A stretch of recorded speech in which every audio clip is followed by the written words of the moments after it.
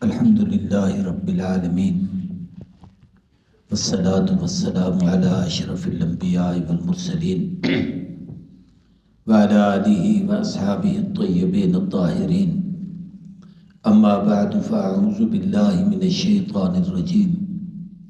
بسم الله الرحمن الرحيم. سبحان الذي أسرى بعبده ليلا من المسجد الحرام إلى المسجد الأقصى الذي باركنا حوله لنريه من آياتنا إنه هو السميع البصير. صدق الله العظيم. درود شریف پڑھ لیں. اللهم صل على محمد وعلى آل محمد كما صليت على إبراهيم وعلى آل إبراهيم إنك حميد مجيد.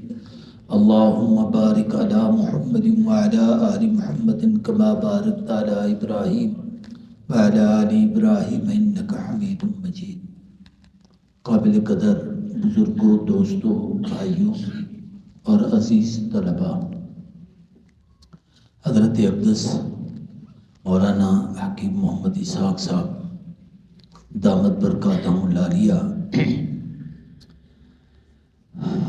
کچھ دن خانپور میں انہوں نے ہمیں شرف میزبانی بخشا اور ہم نے اکٹھے بیٹھ کر وہ 8-10 دن کھانا کھایا. اصل محبت یہ ہے. اور مجھے ابھی بتا رہے تھے کہ میں آج سے 15 سال پہلے 2006 میں تو کتنے سال ہو جائیں گے جی؟ 18 سال پہلے میں یہاں آیا ہوں. اور جب ان نے کچھ باتیں کہیں تو مجھے یاد آیا کہ واقعی آیا تھا. چونکہ علاقے جلدی بدل جاتے ہیں، یہاں اتنی آبادی ہو گئی ہے تو آتے ہوئے اس کا احساس نہیں ہوتا. حضرت اقدس مولانا عبدالسلام صاحب کا ذکر کر رہے تھے. بہت عظیم آدمی تھے. میں نے 1 ہفتہ ان کے ساتھ سفر کیا مختلف علاقوں میں پروگراموں پر. انہوں نے مجھے یہاں بلایا تھا اٹک میں، چھچ کے علاقے میں، اور مختلف مقامات پر ہم رہے. عظیم آدمی تھے. مختصر گفتگو کرتے تھے، کام کی باتیں کہتے تھے، ضرورت کی باتیں کہتے تھے. اللہ نے ان کو بڑا شرف عطا کیا تھا. بالکل آخر عمر میں بھی اپنے علاقے کے تمام علماء کو اختلافات سے ہٹا کر جوڑنے پر انہوں نے ایک بڑی محنت کی تھی.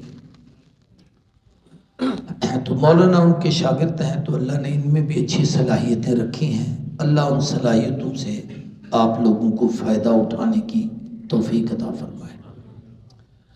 ان نے حکم دیا، آج ہم نے واپس جانا تھا تو ان نے کہا جی مغرب اور عشاء کے درمیان پروگرام ہے تو اللہ نے توفیق بخشی. اب میں آپ کی دعاؤں سے یہ بھی دعا کریں کہ موسم قدرے بہتر ہو اور میں آگے سفر کر سکوں. قرآن مجید کے 15ویں پارے کی اس آیت کریمہ کا سہارا لیا ہے جس میں معراج النبی کا ذکر ہے. جیسے حضرت نے فرمایا نا کہ مختلف جو بات اللہ دل میں ڈالے، تو یہ میرا معراج تقریر کا موضوع نہیں، اس کی مناسبت سے جو اللہ دل میں ڈالے گا کچھ باتیں آپ سے کہوں گا. ایک بات تو یہ کہنی ہے کہ معراج حضور کی نبوت کا وہ معجزہ ہے جو آدم سے عیسیٰ تک کسی کو نہیں ملا. یہ آقا کی خاصیت ہے. دوسری بات یہ عرض کرنی ہے کہ معراج معجزہ ہے. اس معجزے میں حضور کی نبوت کے بہت سارے کمالات ظاہر ہوئے ہیں. اللہ تبارک و تعالیٰ نے مکی زندگی کے آخر میں یہ معراج کروایا ہے. پھر آپ ہجرت کر کے مدینہ طیبہ تشریف لائے. نبی کریم صلی اللہ علیہ وآلہ وسلم کو اللہ نے جن عظمتوں سے مالا مال فرمایا ان میں آپ کی صفت ختم نبوت ہے، کمال نبوت ہے. ہر نبی کو اس کی نبوت دنیا میں غالب کرنے کے لیے اللہ اسے ایک معجزہ دیتے ہیں. معجزے کی تعریف یہ ہے کہ جس کے کرنے سے آدمی دوسروں کو عاجز کر دے اور خود کر کے دکھا دے. جب نبی کوئی معجزہ دکھاتے تھے تو وہ سامنے والے سب کو عاجز کرتے تھے اور خود کام کر کے دکھا دیتے تھے۔ ہم مسلمانوں کا یہ عقیدہ ہے کہ معجزہ ہو یا کرامت ہو، کرامت ولی سے ظاہر ہوتی ہے، معجزہ نبی سے ظاہر ہوتا ہے، لیکن ولی کی کرامت میں ولی کا اپنا کوئی دخل نہیں، اور نبی کے معجزے میں نبی کا اپنی ذات کا کوئی دخل نہیں ہوتا۔ کرامت ولی کے ہاتھ پہ ظاہر ہوتی ہے، طاقت اور قدرت اور امر رب کا ہوتا ہے۔ معجزہ نبی کے ہاتھ پر ظاہر ہوتا ہے، اس میں امر اور قدرت اور طاقت اللہ کی ہوتی ہے۔ یہ کرامت ولی کی ولایت کے اظہار کے لیے ہے، اور معجزہ نبوت کے کمال کے لیے ہے، اس کے اظہار کے لیے ہے۔ تو تمام انبیاء علیہ السلام کو جتنے معجزے ملے وہ ایسے تھے جو ان علاقے کے لیے وہ کافی تھے۔ ایک نبی کو ایک معجزہ، کسی کو 2 معجزے، کسی کو 4 معجزے، کسی کو 6 معجزے۔ قرآن مجید نے پہلے انبیاء میں سے حضرت سیدنا موسیٰ علیہ السلام کے معجزات کا ذکر کیا ہے کہ ان کو 9 معجزے ملے، لیکن جب ہمارے اور آپ کے آقا سیدنا محمد رسول اللہ، سب کہیے اونچی بات سے کہتے ہیں صلی اللہ علیہ وسلم، کی باری آئی تو اللہ نے 2 4 8 10 نہیں، علماء نے لکھا لاکھوں معجزے دیے۔ کیوں؟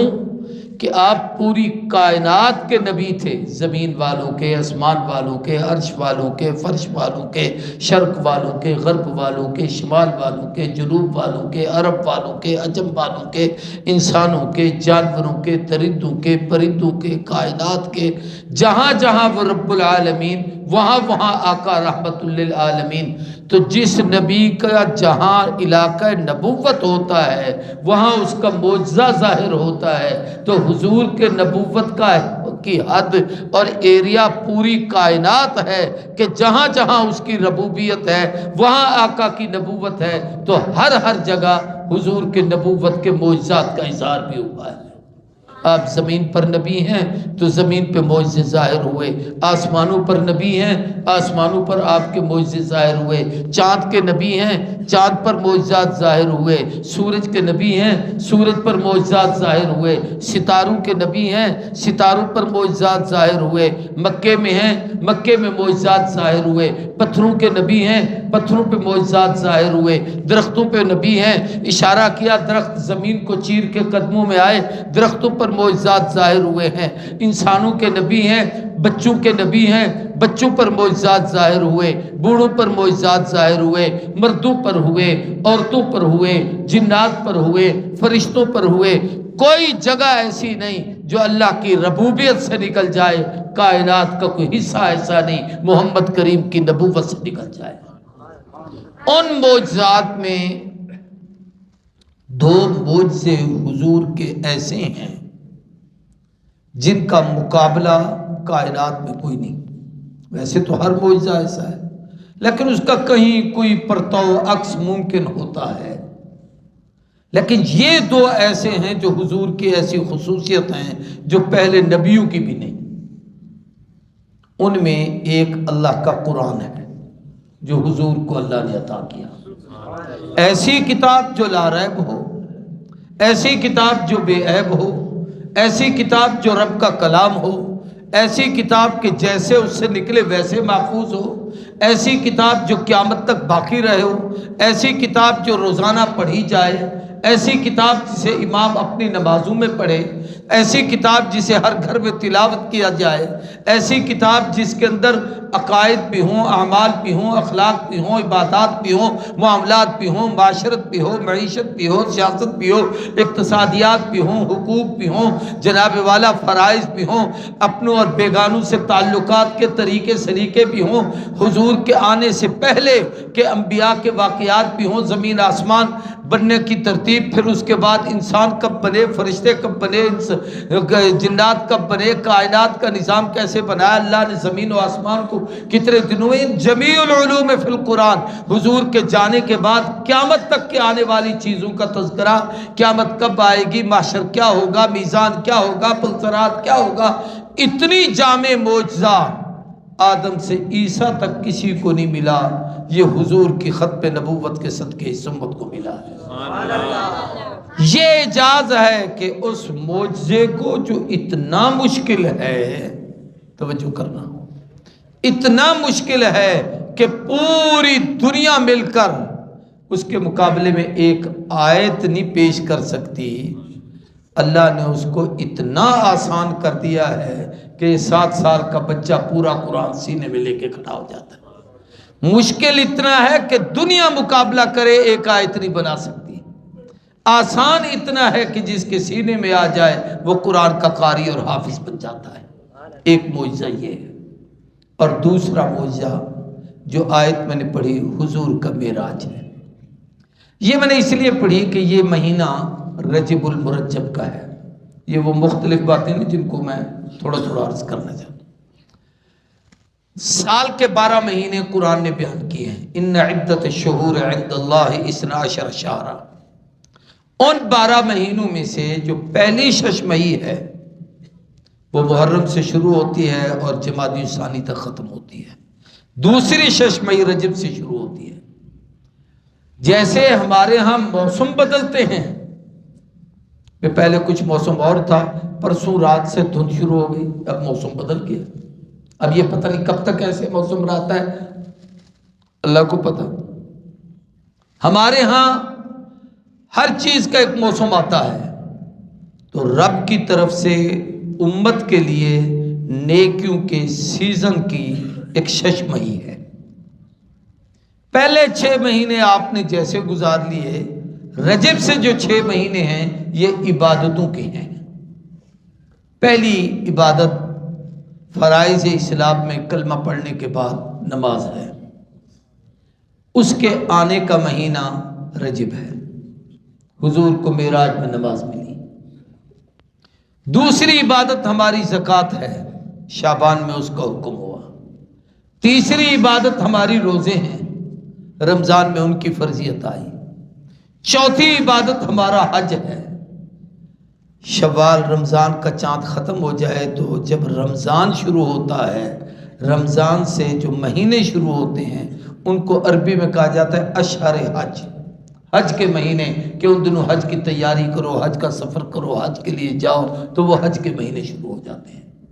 تو یہ 6 مہینے کہ رجب، شعبان، رمضان، شوال، ذوالقعدہ، ذوالحج، یہ 6 مہینے ہمارے یوں سمجھو ہماری عبادات کے ہیں۔ حدیث میں آتا ہے کہ آقا جب رجب کا چاند دیکھتے تو ایک دعا پڑھتے تھے، مولانا نے اپنے خطبوں میں آپ کو سکھائی بتائی ہوگی اور آپ پڑھتے بھی ہوں گے، اللہم بارک لنا فی رجب و شعبان وبلغنا رمضان۔ اے اللہ ہمارے رجب اور شعبان میں برکت دے اور ان برکتوں سے ہمیں رمضان تک پہنچا دے۔ آدمی کی ایک خواہش ہوتی ہے، ایک رب کی تقدیر ہوتی ہے، انسان کی تدبیر ہے، اللہ کی تقدیر ہے۔ تدبیر میں اپنی تدبیریں تیار کرتا ہے، مگر تقدیر کا جب فیصلہ ہو تقدیریں ماند پڑ جاتی ہیں تدبیریں۔ اور میں کہا کرتا ہوں تقدیر پتھر ہے، تدبیر شیشہ ہے۔ شیشہ نیچے رکھا ہو، اوپر پتھر پڑے تو وہ چور ہو جاتا ہے۔ ہم لاکھ تدبیر کریں، جب اس کی تقدیر کا پتھر پڑتا ہے تو ہم کچھ بھی نہیں کر سکتے۔ بالکل اسی طریقے سے ایک آدمی کی تمنا ہوتی ہے، یار میرا جی چاہتا ہے یہ مدرسہ میرے ہوتے ہوئے پورا ہو جائے، یہ مسجد میں اپنی زندگی میں مکمل کر لوں، یہ بچہ میرا پڑھ رہا ہے، جی چاہتا ہے یہ میں اس کو اپنی آنکھوں سے حافظ دیکھوں، یہ میں مدرسے میں داخل کیا ہوا ہے، میرا دل کرتا ہے بچہ میری آنکھوں کے سامنے عالم بنے، میں اس کو دیکھوں میرے ہوتے ہوئے یہ اس منبر پہ بیٹھ کے تقریر کرے۔ تو یہ ہوتی ہے تمنا، اس کو پورا کس نے کرنا ہے؟ زور سے بولے سارے، وہ تقدیر ہے۔ تو حضور جب رجب کا چاند دیکھتے تو ایک تمنا کرتے تھے، اللہ یہ چاند دکھا دیا ہے تو اب اس کی برکت کے ساتھ بارک لنا فی رجب، ہمیں رجب کی برکتیں بھی نصیب کر، شعبان کی برکتیں بھی نصیب کر، اور ان برکتوں کے ساتھ ہمیں رمضان دکھا دے۔ تو گویا اب رمضان تک یہ جتنی برکتیں آتی ہیں حضور کی دعا کا صدقہ ہے۔ ہمارے میں خانپور جہاں جمعہ پڑھاتا ہوں نا، پہلے پڑھاتا تھا، اب تو اپنے مدرسے میں ہوتا ہوں، چھوڑ دیا اس کو عمر کے تقاضے سے۔ تو وہاں ایک بوڑھا بابا ہوتا تھا، بڑی پرانی بات ہے، فوت ہو گیا ہے، وہ جب رجب کا چاند دیکھتا تو کہتا میں اب رمضان تک نہیں مروں گا۔ میں نے کہا کیوں؟ اس نے کہا حضور کی بتائی ہوئی دعا ہے، اے اللہ رجب و شعبان کی برکتیں دے اور رمضان تک پہنچا، میں جب تک رمضان دیکھوں گا نہیں، مروں گا نہیں، مجھے نبی کی دعا پر اتنا اعتماد ہے۔ یہ اس کے اعتماد کی بات، اور واقعی ایسے ہی ہوا۔ تو میں یہ سمجھانا چاہتا ہوں کہ ان میں جو پہلا مہینہ ہے یہ رجب کا ہے۔ شیخ عبد القادر جیلانی نے ایک عجیب بات نقل کی ہے ان تینوں مہینوں کے متعلق۔ فرمایا الرجب شہر اللہ و شعبان شہری و رمضان شہر امتی۔ رجب اللہ کا مہینہ ہے، آقا کہتے ہیں شعبان میرا مہینہ ہے، رمضان میری امت کا مہینہ ہے۔ رجب اللہ کا مہینہ ہے، کیا مطلب؟ اللہ نے اپنی قدرت کے نظارے دکھائے، کیا کہ فرش پہ بیٹھنے والے کو عرش پہ لے گیا، اپنے محبوب کی کو کائنات کی سیر کرائی، لامکانوں تک پہنچے، جنت کی سیر کی، آسمانوں کی سیر کی۔ یہ خدا کی قدرت کا اظہار تھا، یہ اللہ کا مہینہ ہے۔ فرمایا شعبان میرا مہینہ ہے، حدیث کی کتابوں میں آتا ہے رمضان کے بعد سب سے زیادہ روزے حضور شعبان میں رکھتے تھے، اس لیے کہ رب کی اس نعمت کا جو خدا نے معراج کی نعمت عطا کی اس کا حضور شکریہ ادا کرتے تھے۔ اور قانون قدرت ہے لَإِن شَكَرْتُمْ لَأَزِيدَنَّكُمْ، شکر کرو گے تو نعمت بڑھا دوں گا۔ تو اللہ نے نعمت کیا بڑھائی؟ فرمایا رجب تیرا معراج تھا محبوب، شعبان میں تو نے شکر کیا، وَرَمْضَانُ شَهْرُ أُمَّتِي، اب میں شکرانے کی نعمت کا اور بدلہ دیتا ہوں کہ وہ تیرا معراج تھا، رمضان تیری امت کا معراج ہے۔ اس میں نفل پڑھو تو فرضوں کا درجہ ہے، فرض پڑھو تو 70 کا درجہ ہے، اس میں جناب والا دن بھی عبادت ہے، رات بھی عبادت ہے، سحری بھی عبادت ہے، افطاری بھی عبادت ہے، دن کو روزہ رکھنا بھی عبادت ہے، رات کو قیام اور تراویح کا اہتمام بھی عبادت ہے۔ تو یہ امت کا معراج ہو رہا ہے۔ تو یہ 3 مہینے لگاتار ہماری عبادتوں کے ہیں۔ ہم اہل اللہ کی نسبتوں کے بڑے قائل اور امین لوگ ہیں۔ حضرت شاہ عبد القادر رائے پوری رحمہ اللہ اور حضرت میں عبد الہادی دین پوری رحمہ اللہ کو ہم نے دیکھا تھا کہ رجب کا چاند نظر آتا تو اپنے مریدین کو، متعلقین کو، جماعت کو، متوسلین کو، جیسے آپ مولانا کی مسجد کے مقتدی ساتھی اور جماعت ہیں، تو ان کو تلقین فرماتے بھائی رجب شروع ہو گیا ہے، رمضان اللہ کا مہمان آ رہا ہے، ابھی سے اس کی تیاری کرو، کام کاج کو آگے پیچھے سمیٹو تاکہ اس میں صبح سحری کر سکو، نوافل پڑھ سکو، عبادت کر سکو، روزے رکھ سکو، قرآن کی تلاوت کر سکو، ذکر اذکار کر سکو، یہ تمام عبادات کو سمیٹ سکو، یہ ابھی سے تیاری کرو۔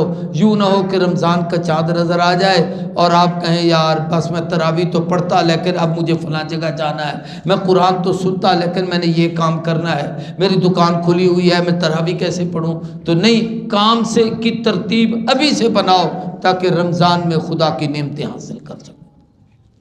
دوسری بات عرض کرنا چاہتا ہوں، رجب کے چند اہم اسلامی تاریخی واقعات ہیں، ان پر میں نے تقریر نہیں کرنی، ان کی نشاندہی کرنی ہے۔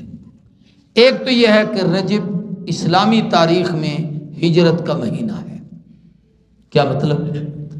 اسلام کی سب سے پہلی ہجرت جس کو ہجرت حبشہ کہا جاتا ہے وہ رجب کے مہینے میں ہوئی تھی۔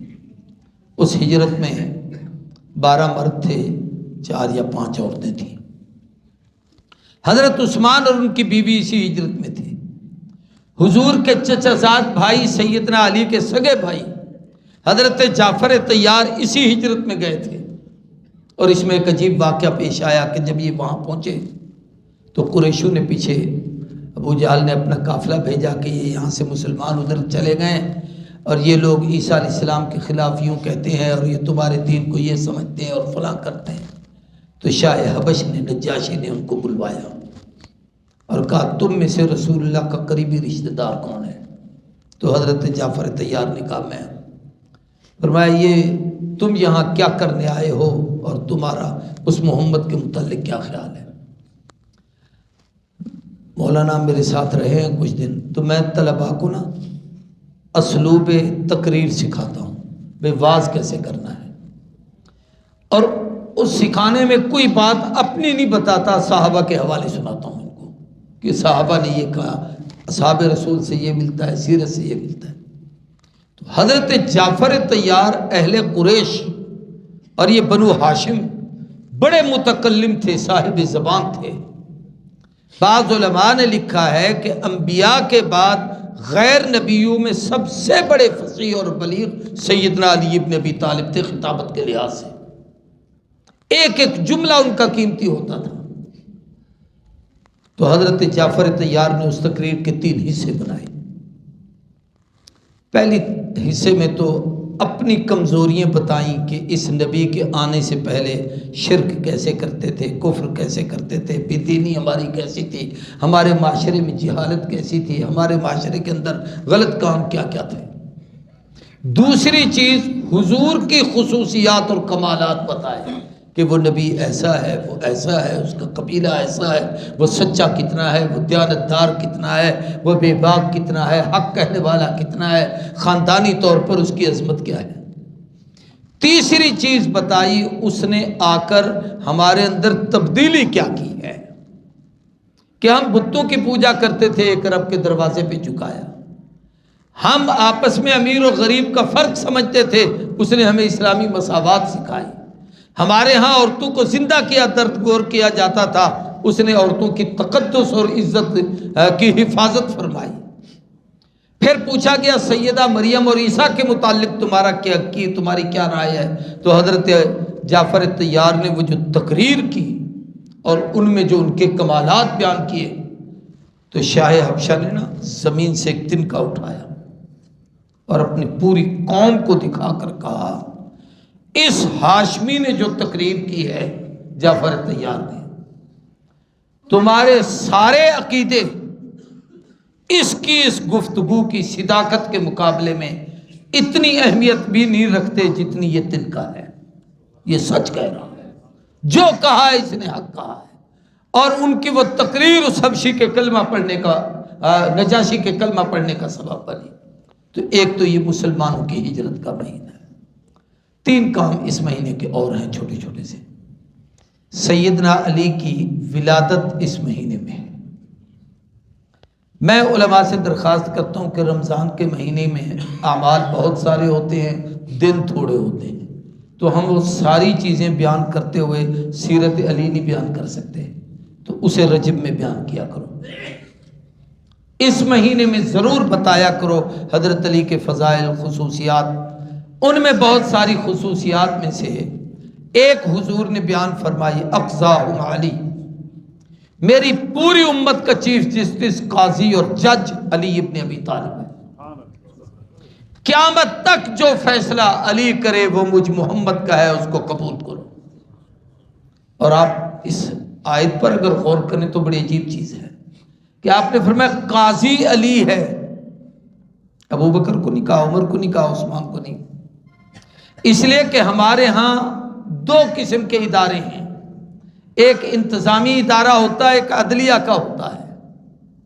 وہ انتظامی کام کرتا ہے، یہ عدالت کے فیصلے کرتا ہے۔ تو عدالت کی انتظامیہ کا سربراہ اور جج علی کو قرار دیا، اور ابو بکر صدیق کو فرمایا ارحم امتی بے امتی ابی بکر، میری امت میں سب سے زیادہ رحم کرنے والا ابو بکر ہے۔ تو آپ سمجھدار دوست بیٹھے، میں آپ سے پوچھتا ہوں، رحم بڑا کرتا ہے یا چھوٹا؟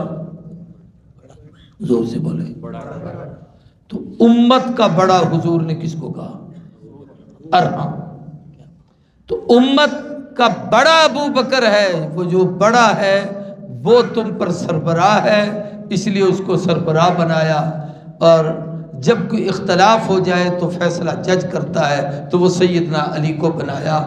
یہی وجہ ہے کہ حکومت صدیق نے کی تھی، فیصلے علی نے کیے تھے۔ موجودہ قرآن مجید جس ترتیب سے ہمارے پاس جمع ہے، حضرت ابو بکر صدیق نے جمع کیا تھا، اور اس جمع کرنے والی جو کمیٹی تھی اس میں حضرت علی بھی تھے، حضرت عثمان بھی تھے، حضرت عبداللہ ابن مسعود بھی تھے، سیدنا عبداللہ ابن عباس بھی تھے، ابی ابن کعب بھی تھے، حضرت زید بھی تھے۔ یہ 5 6 7 آدمیوں کی کمیٹی بنی، انہوں نے جمع کیا تو حکم صدیق کا تھا، فیصلہ سارے بولو علی کا تھا، تو انتظامیہ اور عدلیہ میں جوڑ ہو تو حکومتیں چلتی ہیں، اور اختلاف ہو جائے تو اپنا عشر دیکھ لو۔ تو ان میں جوڑ تھا تو خلافت کا نظام چلا، اگر توڑ ہوتا تو کبھی نہ چل سکتا۔ تو ایک تو حضرت علی کا، دوسرا یہ ہے کہ سیدنا حضرت امیر معاویہ رضی اللہ تعالیٰ عنہ کا کہ وصال، ان کی وفات بھی اس مہینے میں ہے۔ حضرت امیر معاویہ کے متعلق ایک بات عرض کرنا چاہتا ہوں، تفصیلی باتیں نہیں ہیں چونکہ میں نے وہی بھی ایک چنوی بات کہہ دوں۔ وہ یہ ہے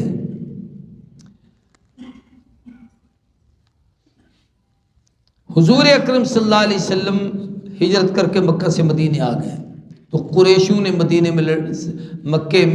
میں حضور سے لڑائی شروع کر دی۔ ابو جہل بدر میں مارا گیا، تو پھر جناب ابو سفیان سربراہ بنے، انہیں فتح مکہ پہ یہ مسلمان ہوئے۔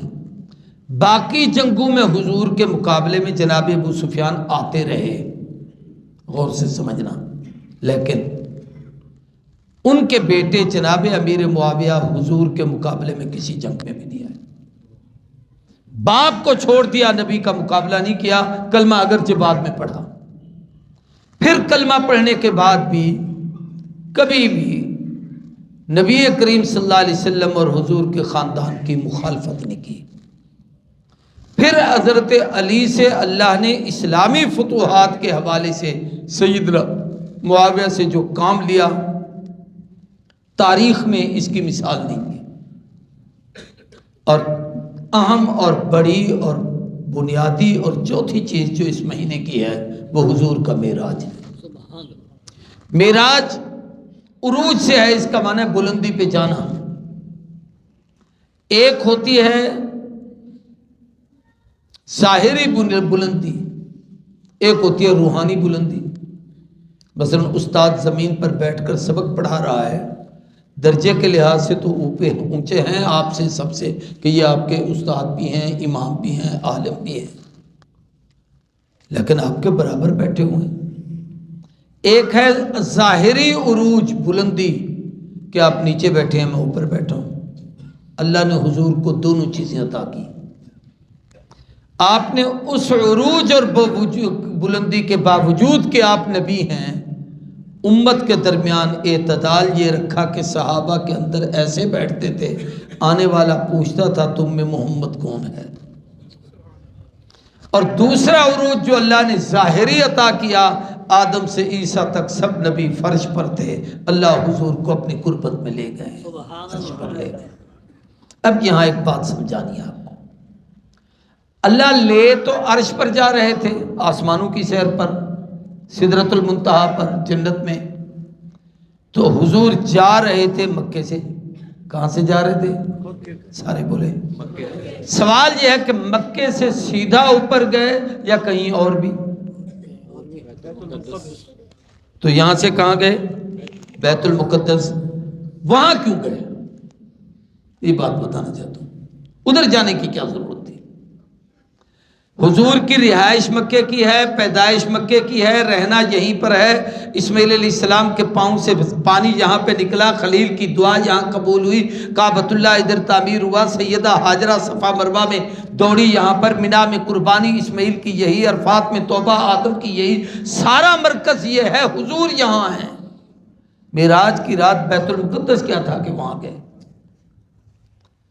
ہمارا قبلہ واقعی بیت اللہ ہے، ان اول بیت وضع للناس، لیکن وہاں کیوں گئے؟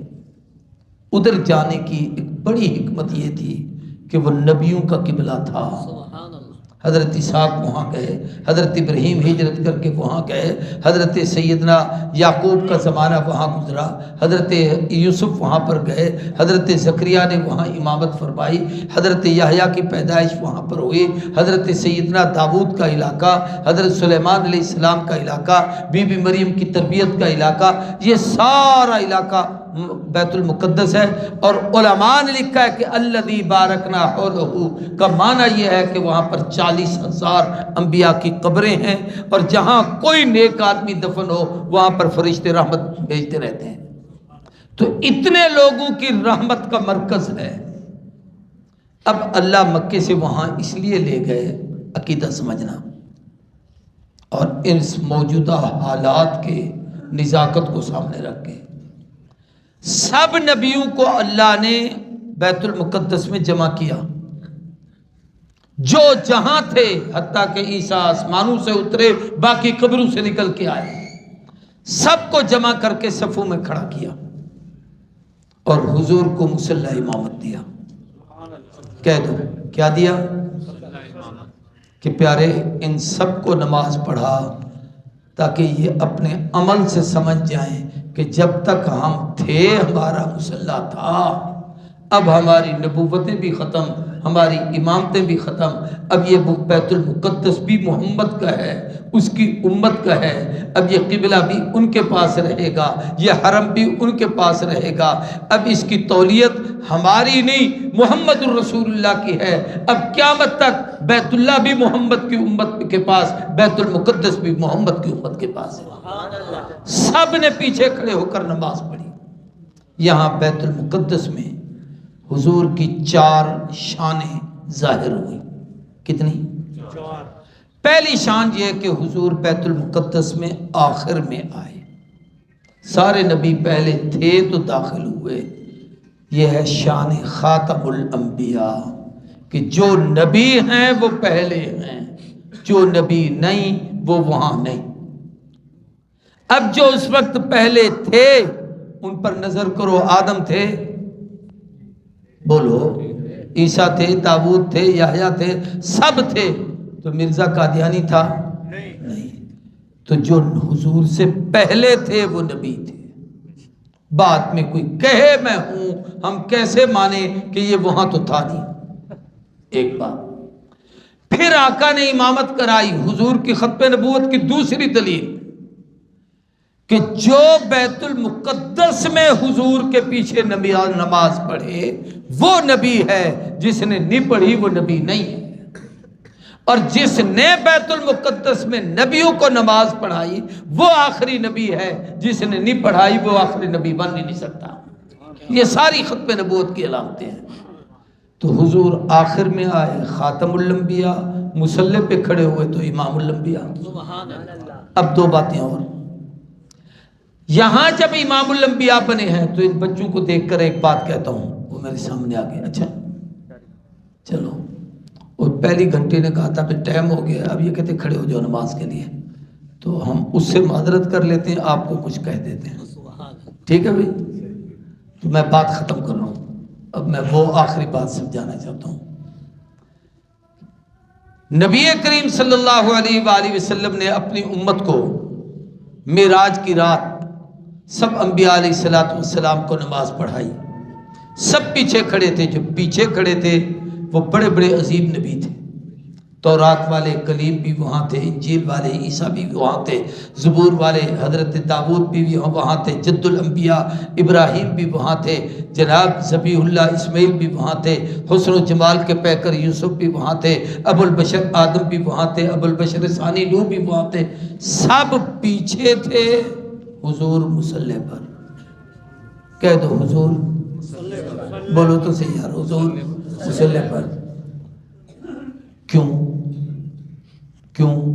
اس لیے کہ حضور کے پاس قرآن تھا. کہہ دو حضور کے پاس.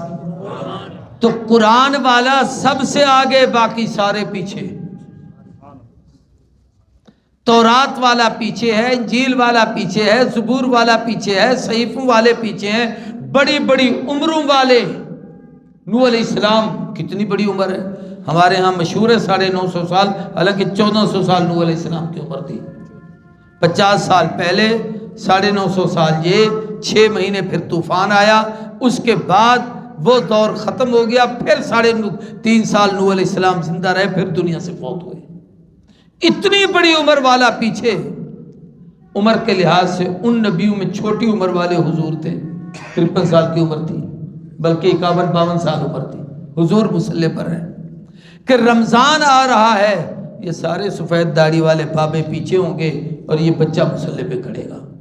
کیوں؟